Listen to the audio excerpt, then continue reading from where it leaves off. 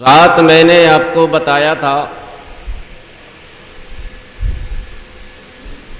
کہ امام علی مقام علیہ السلام، ان کی بیویاں، ان کی بہنیں، ان کی بیٹیاں، ان کے بیٹے، سب کو کوفے کے قید خانے میں ڈال دیا گیا۔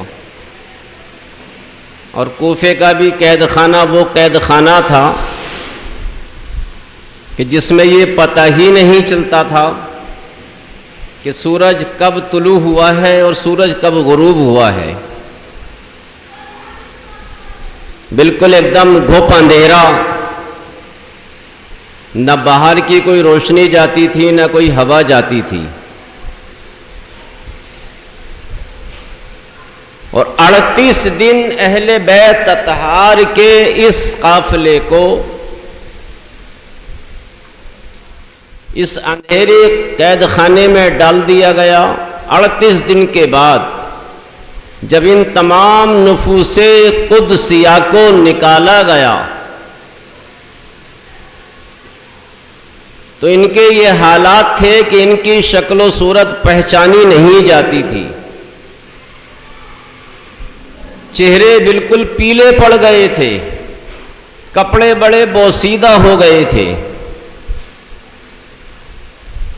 اب ذرا غور یہ کیجئے کہ یہ مدینہ شریف سے یہ مکہ پہنچے، مکے سے کربلا آئے تو کربلا میں جو کپڑے یہ پہنے ہوئے تھے، جب تک میدان کارزار ہوا تب تک وہ کپڑے انہوں نے پہنے، پھر کربلا سے کوفے تک جو سفر کیا اس میں وہ کپڑے پہنے، پھر اس کے بعد میں 38 دن قید خانے میں رہے تو وہی کپڑے پہنے ہوئے تھے۔ کپڑوں کی بڑی بوسیدہ حالت، بڑی خستہ حالت ہو چکی تھی۔ ہمارے علماء نے فرمایا ہے صرف مصیبت اور پریشانی کو آپ اس چیز سے تلنا کر سکتے ہیں اور دیکھ سکتے ہیں۔ علماء نے فرمایا کہ محرم کی 10 تاریخ کو امام حسین کی صبح کے وقت میں داڑھی بالکل کالی تھی اور دوپہر کے بعد میں آپ کی داڑھی کے تمام بال بالکل سفید ہو گئے تھے۔ اب آپ یہ بتائیے کہ 2، 4، 6 گھنٹے میں جو داڑھی شریف کے بال کالے ہوں اور وہ سفید ہو گئے ہوں تو کتنا بڑا رنج، غم، الم، مصیبت امام حسین کو اور ان کے بچوں کو پہنچی ہوگی۔ اس کا اندازہ آپ اس چیز سے لگا سکتے ہیں۔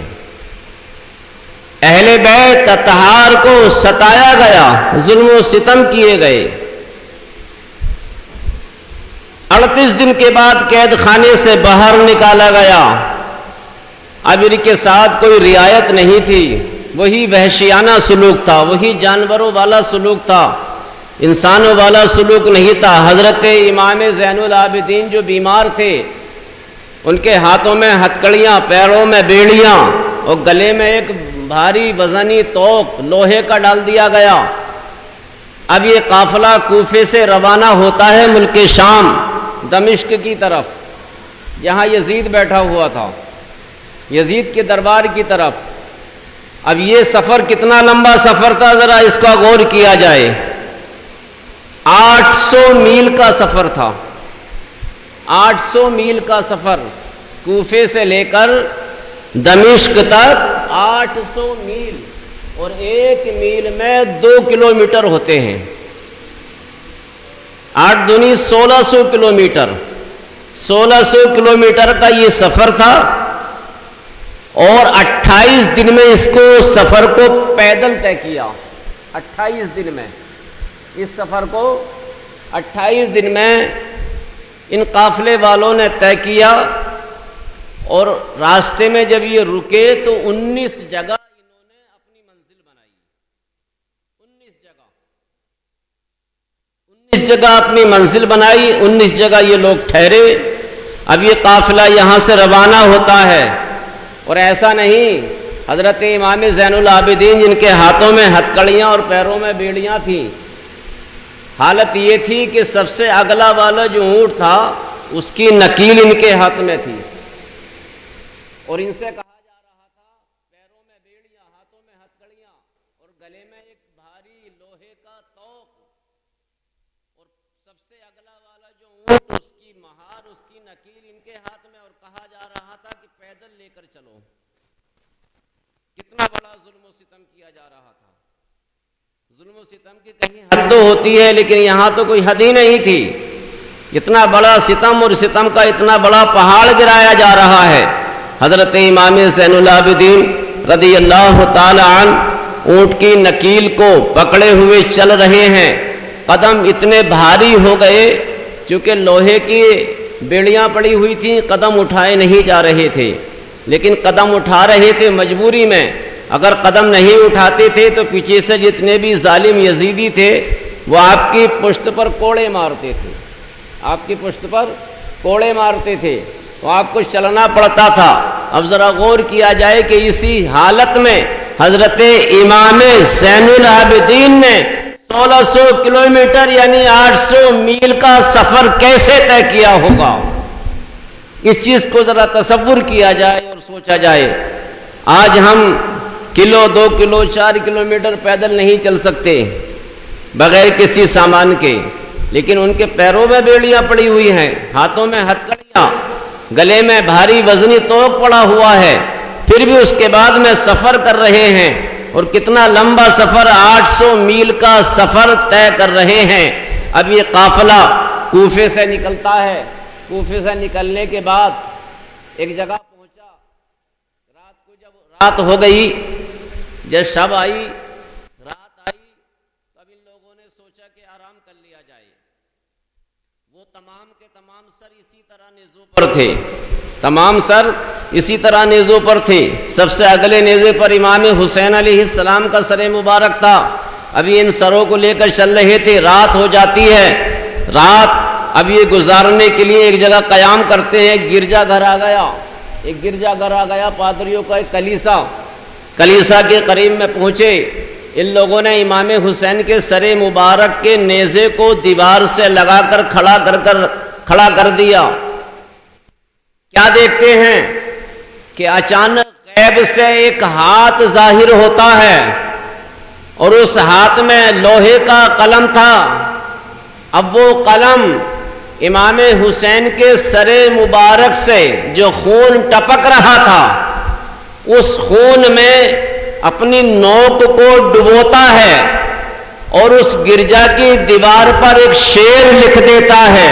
شعر کا مفہوم یہ ہے کہ جن لوگوں نے امام علی مقام علیہ السلام کو شہید کیا ہے، کیا وہ اب بھی یہ امید رکھتے ہیں کہ اللہ کے محبوب صلی اللہ علیہ وسلم میدان محشر میں ان کی شفاعت کریں گے؟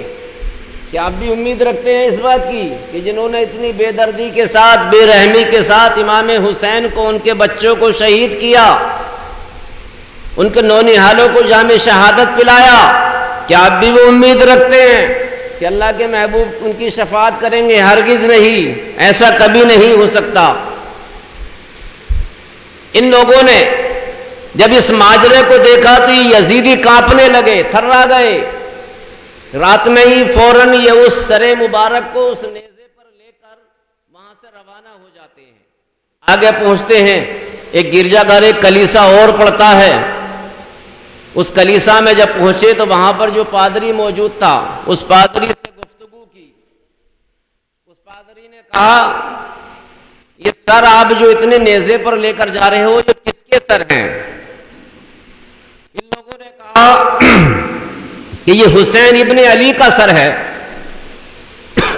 اس نے کہا، حسین ابن علی کا سر؟ یا یہ وہی علی ہیں جو تمہارے نبی سرکار دو عالم صلی اللہ علیہ وسلم کے داماد ہیں؟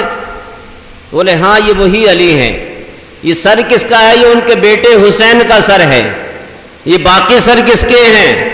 یہ ان کے بیٹے علی اکبر کا سر ہے، یہ ان کے چھوٹے بیٹے علی اصغر کا سر ہے، یہ ان کے بھتیجے حضرت قاسم کا سر ہے، یہ ان کے بھائی حضرت عباس کا سر ہے، یہ ان کے جانثار حضرت حر کا سر ہے۔ یہ کس کا سر ہے؟ یہ اس کا سر ہے، یہ اس کا سر ہے۔ جتنے بھی سر تھے سب کے نام بتائے۔ اس پادری نے کہا اچھا ایک بات بتائیے، ان تمام سروں کو اگر آپ ایک رات کے لیے مجھے دے دیں اور میں اس کے بدلے میں آپ کو اتنی رقم دوں تو کیا آپ مجھے سر دے دیں گے؟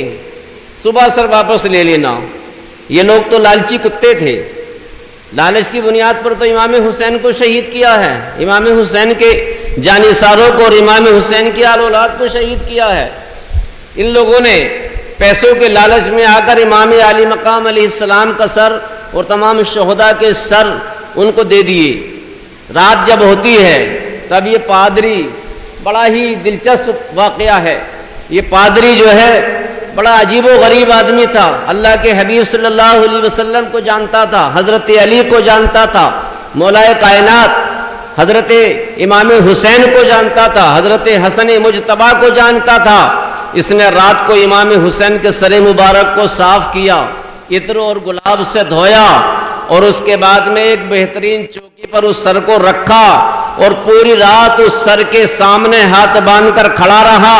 کیا منظر دیکھتا رہا کہ حضرت امام حسین علیہ السلام کے سر مبارک سے ایک نور نکلتا تھا، ایک روشنی نکلتی تھی، اور وہ نور زمین سے آسمان کی طرف جاتا تھا۔ جب اس راہب نے امام علی مقام علیہ السلام کے سر مبارک کی اس کرامت کو دیکھا تو بڑا حیران رہ گیا، بڑا تعجب میں ہو گیا۔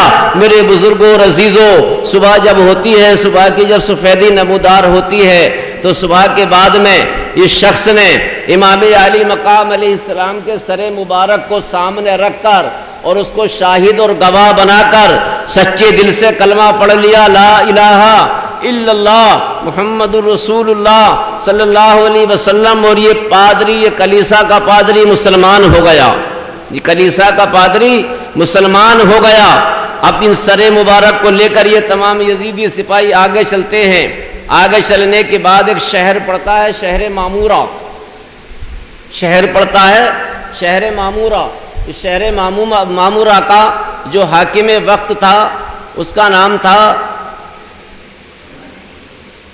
وزیر، اس کا نام تھا وزیر، اور وہ یہودی تھا۔ اس نے خواب میں دیکھا کہ حضرت موسیٰ علیہ السلام اس کے خواب میں تشریف لائے۔ خواب میں تشریف لانے کے بعد حضرت موسیٰ علیہ السلام نے ارشاد فرمایا، اے مامورہ شہر کے حاکم وقت وزیر، کل امام حسین علیہ السلام کا سر مبارک تمہارے شہر کے قریب سے گزرے گا، تمہارے شہر کے قریب سے گزرے گا۔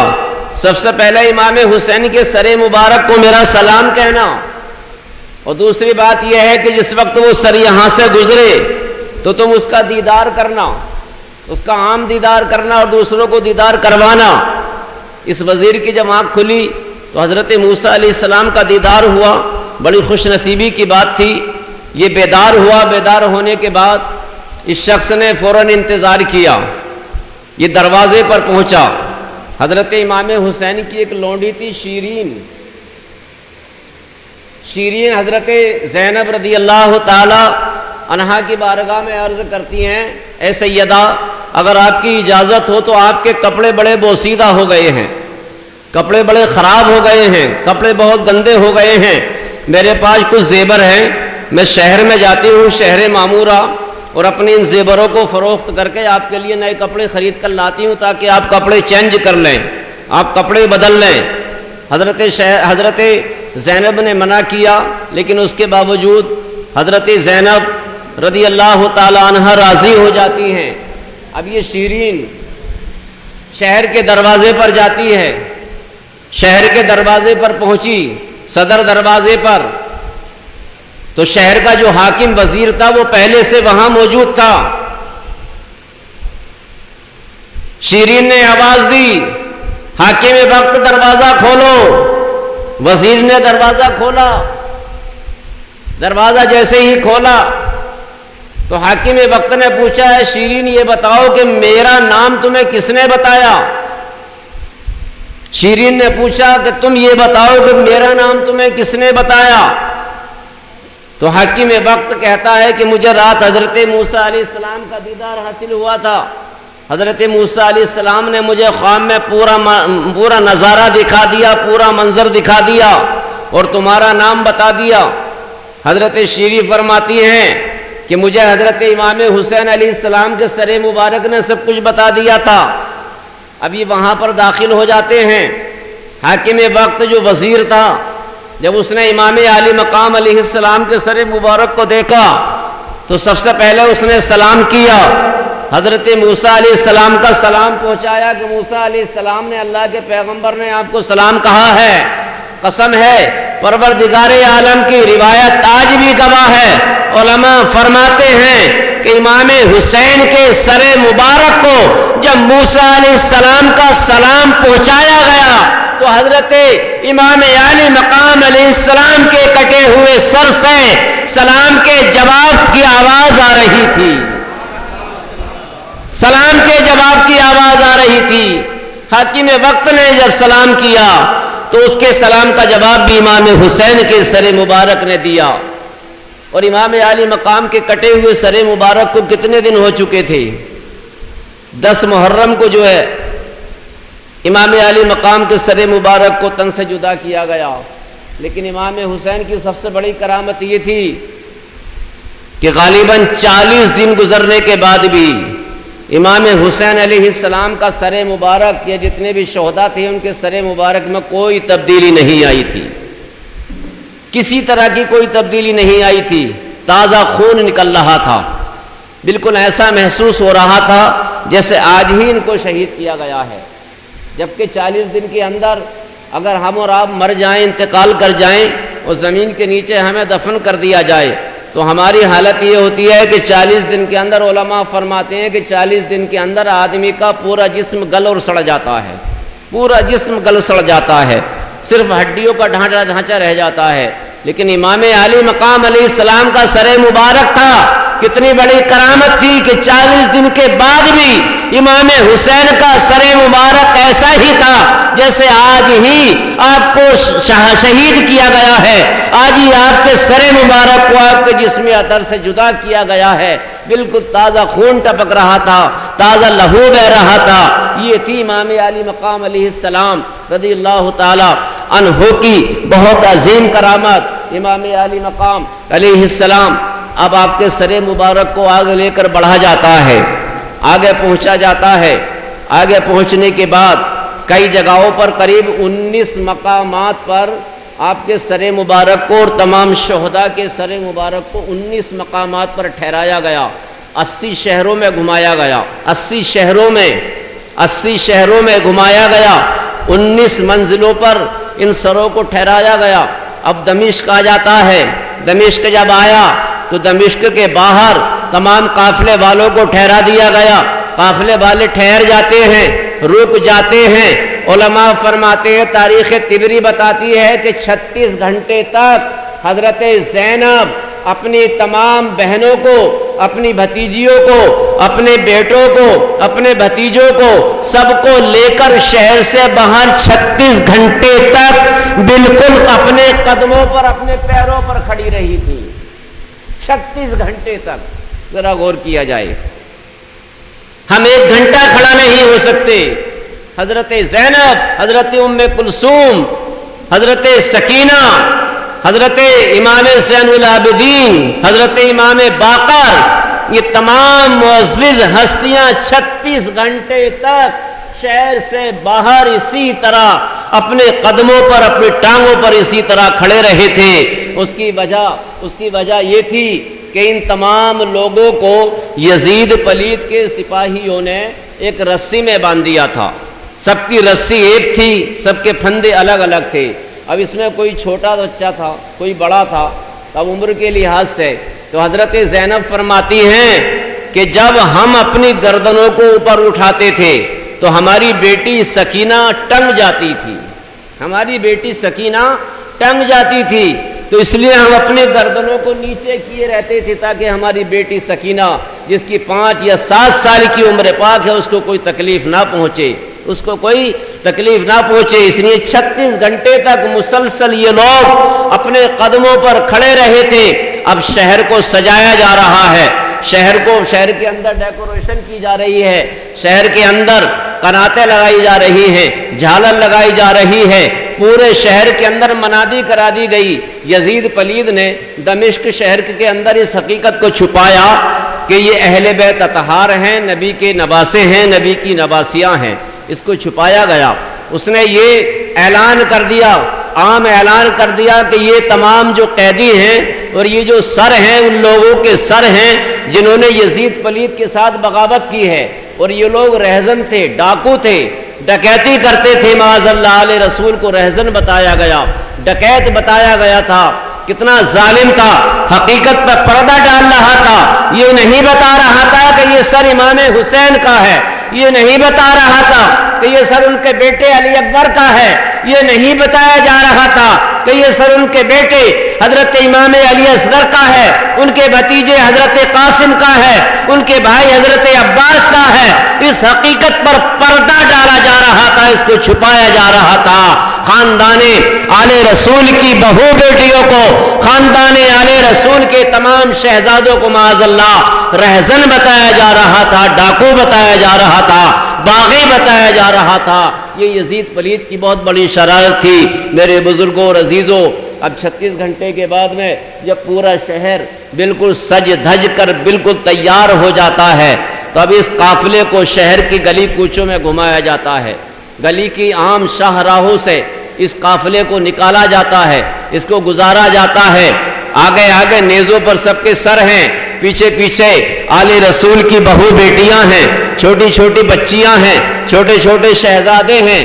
اب یہ گلی کوچوں میں نکلتے چلے جا رہے ہیں۔ تمام شہر دمشق کے لوگ اس منظر کو اپنی آنکھوں سے دیکھ رہے ہیں، کیسا عجیب منظر ہے، یہ لوگ کیسے رہزن ہیں، کیسے ڈاکو ہیں، کیسے ڈکیت ہیں۔ بڑا عجیب معاملہ تھا میرے بزرگوں اور عزیزوں۔ تمام مرد، تمام عورتیں، تمام بچے، بوڑھے جوان اپنے گھروں سے نکل کر اس عجیب و غریب منظر کو اپنی آنکھوں سے دیکھ رہے تھے، آپس میں سرگوشیاں کر رہے تھے، لیکن کسی کو یہ علم نہ تھا کہ یہ امام عالی مقام علیہ السلام نبی کے لاڈلے ہیں، یہ امام حسین علیہ السلام کی بہن حضرت زینب ہیں، یہ امام حسین کی بہن حضرت ام کلثوم ہیں، یہ امام حسین کی بیٹی حضرت سکینہ ہیں، یہ امام حسین کا بیٹا حضرت امام زین العابدین ہے۔ کسی کو بھی علم نہیں تھا، حقیقت کو چھپایا جا رہا تھا۔ میرے بزرگوں اور عزیزوں، اب یزید پلید کے دربار اور اس کے محل تک پہنچنے کے لیے ہزاروں کرسیاں بچھائی گئیں، ہزاروں کرسیاں بچھائی گئیں۔ ان کرسیوں پر بڑے بڑے جو عہدے پر لوگ فائز تھے، جو بڑے بڑے اس کے پارلیمنٹ کے ممبر تھے، ان سب کو ان پر بیٹھایا گیا، ان پر سب کو بیٹھایا گیا، ان کو بیٹھنے کے لیے کہا گیا۔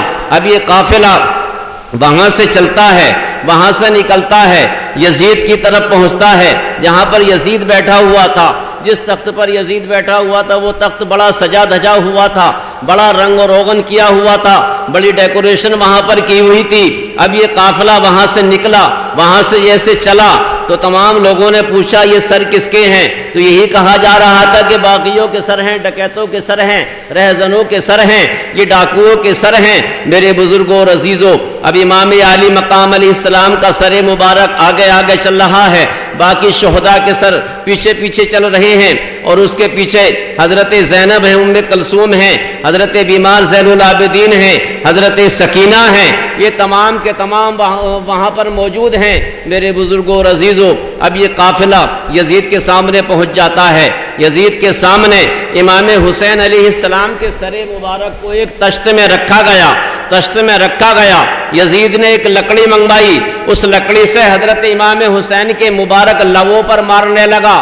اتنا دیکھنا تھا، حضرت زینب پکارتی ہیں، ارے ملعون، ارے خبیث ابن مرجانہ، دیکھ تو اللہ کے محبوب نواسوں کے لبہائے مبارک کو چھڑی سے پیٹ رہا ہے۔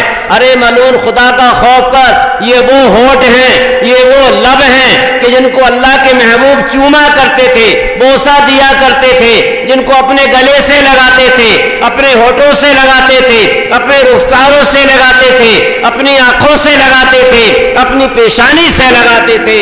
میرے بزرگوں اور عزیزوں، حضرت زینب کو غصہ آ گیا۔ اب تک تو مرد موجود تھے، لیکن اب عورتوں کا جہاد دیکھیے کہ عورتیں کس طرح جہاد کر رہی ہیں۔ اسی لیے کسی کہنے والے نے کہا کبھی حسین، کبھی فاطمہ، کبھی زینب، کبھی حسین، کبھی فاطمہ، کبھی زینب، جہاں جیسی ضرورت پڑی بن گئی زینب، جہاں جیسی ضرورت پڑی بن گئی زینب۔ حضرت زینب امام حسین کی بہن، آپ کی ہمشیرہ، جب جب ضرورت پڑتی تھی امام حسین بننے کی تو حسین بن جاتی تھی، جب ضرورت پڑتی تھی فاطمہ بننے کی تو فاطمہ بن جاتی تھی، جب ضرورت پڑتی تھی علی بننے کی تو علی بن جاتی تھی، اور جب ضرورت پڑتی تھی زینب بننے کی تو زینب بن جاتی تھی۔ حضرت زینب رضی اللہ تعالی عنہا نے یزید پلید کو بہت سخت لہجے میں آپ نے گفتگو فرمائی، وہ ملعون باز آ گیا، حضرت امام حسین کی مبارک لبوں پر جو چھڑی مار رہا تھا اس سے باز رہا۔ اس سے باز رہنے کے بعد میرے بزرگوں اور عزیزوں، اب حضرت زینب نے پورے مجمع کے اندر ایک شاندار خطبہ بیان کیا، بڑا شاندار تقریر کی حضرت زینب نے، ایسی تقریر کی ہے کہ تاریخ اسلام کے اندر اس کی کوئی دوسری نظیر نہیں ملتی ہے، کوئی دوسری مثال نہیں ملتی ہے۔ حضرت زینب نے وہ تقریر کی، حضرت زینب ارشاد فرماتی ہیں ظالموں ہمارے خاندان کو پہچانو، ہمارے حسب اور نسب کو پہچانو، تم نے ہمارے بھائی امام حسین کو، ہمارے بھتیجوں کو، ہمارے بیٹوں کو، ہمارے لاڈلوں کو کربلا کے تپتے ہوئے ریگستان پر شہید کر کے یہ سوچ رہے ہو کہ ہم نے بہت بڑا کارنامہ انجام دیا ہے۔ حالت یہ ہے کہ اللہ تعالیٰ تمہیں قیامت کے دن رسوا کرے گا، اللہ تمہیں قیامت کے دن ایک خون کے قطرے کا تم سے جواب لے گا۔ کل میدان محشر میں جب پہنچو گے تو نانا جان کو کیا جواب دو گے، اللہ کے حضور میں اللہ کو کیا جواب دو گے، مولا کائنات کو کیا جواب دو گے، امی فاطمہ زہرا کو کیا جواب دو گے۔ میرے بزرگوں اور عزیزوں، جتنے لوگ وہاں پر بیٹھے ہوئے تھے سب بڑے متاثر ہوئے آپ کی تقریر سے، کیونکہ حقانیت کو اور سچائی کو کبھی بھلایا نہیں جا سکتا ہے، کبھی فراموش نہیں کیا جا سکتا۔ سچائی سچائی ہوتی ہے، حقیقت حقیقت ہوتی ہے، حقیقت نکھر کر آتی ہے، ایک نہ ایک دن حقیقت نکھر کر آتی ہے، اور جب حقیقت نکھر کر سامنے آتی ہے تو اللہ ظالم کا منہ کالا کر دیتا ہے۔ اب یزید کا منہ کالا ہو رہا ہے اسی کے لوگوں کے سامنے، اسی کے وزیروں کے سامنے، اسی کے تمام حاکموں کے سامنے، تمام وزراء کے سامنے، پورے ممبر پارلیمنٹ کے سامنے، سب کے سامنے اللہ اس کو رسوا کر رہا ہے۔ اب یہ قافلہ حضرت زینب کی جب تقریر مکمل ہو جاتی ہے تو جب یزید پلید نے دیکھا کہ میری عزت کو داغ لگ رہا ہے، اس کے پاس کوئی جواب ہی نہیں تھا، وہ لاجواب ہو چکا تھا، تو یزید نے حکم دیا کہ اب اس قافلے کے تمام بچوں کو، تمام بیٹیوں کو اور تمام بہو اور شہزادیوں کو سب کو قید خانے میں ڈال دیا جائے۔ یہاں سے قید خانے سے نکلے تھے کوفے سے تو دمشق کے اندر بھی قید خانہ نصیب ہوا۔ قید خانہ بھی کیسا تھا؟ وہ بھی ویسا ہی قید خانہ تھا، زمین دوز بنا ہوا تھا، جس کے اندر نہ سورج کے نکلنے کا پتہ چلتا تھا، نہ سورج کے چھپنے کا پتہ چلتا تھا، نہ باہر کی کوئی روشنی جاتی تھی، نہ باہر کی کوئی ہوا جاتی تھی، بالکل اندھیری کوٹری تھی۔ اندھیری کوٹری میں تمام اہل بیت اطہار کے بہو بیٹوں کو سب کو ڈال دیا جاتا ہے، سب اندھیری کوٹری میں جا کر پڑ گئے۔ میرے بزرگوں اور عزیزوں، شام کا جب وقت ہوتا تھا تو چڑیاں چہچہاتی تھیں، چڑیاں چہچہاتی تھی۔ شام کا وقت آپ نے دیکھا ہوگا کہ شام کا جب وقت ہوتا ہے تو آسمان پر پرندے چہچہاتے ہیں، بولتے ہیں، اپنے اپنے انداز میں بولتے ہیں، اپنے انداز میں گفتگو کرتے ہیں۔ اس کا مطلب کیا ہوتا ہے کہ ایک پرندہ دوسرے پرندوں سے کہتا ہے کہ شام کا وقت ہو گیا، چلو اپنے اپنے گھونسلوں کی طرف چلو، چلو چلو اپنے گھروں کی طرف چلو۔ حضرت زینب فرماتی ہیں جب شام کا وقت ہو جاتا اور ہم قید خانے میں پڑے ہوئے ہوتے تھے تو ہماری بیٹی حضرت سکینہ